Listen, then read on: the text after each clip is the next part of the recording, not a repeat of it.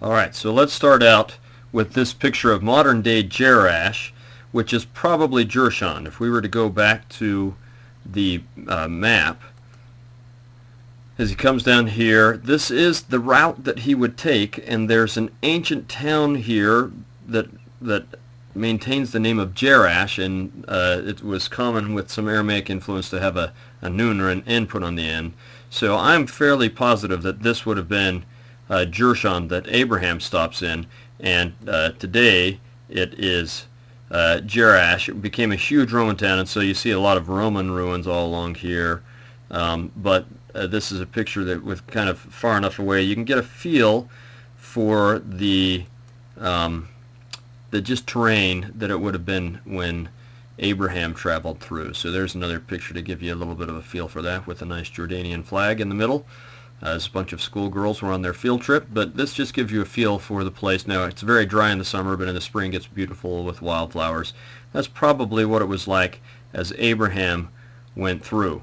So he would have come down there and then traveled along the Jabbok River, which we'll hear more about later, and used that valley to get down into the valley that's created by the Jordan.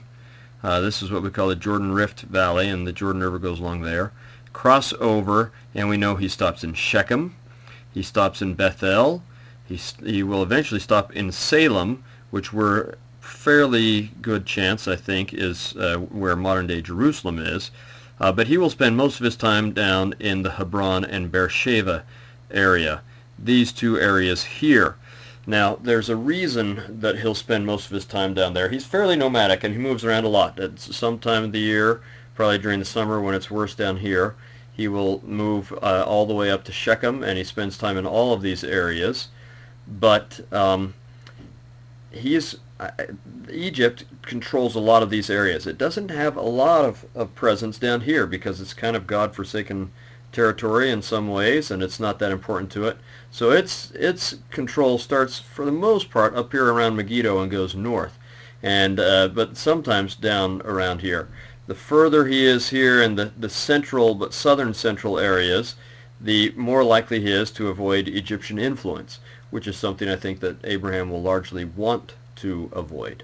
So he's going to end up spending his time in Hebron and Beersheba. So in the next video, I'll show you some pictures of Hebron and Beersheba.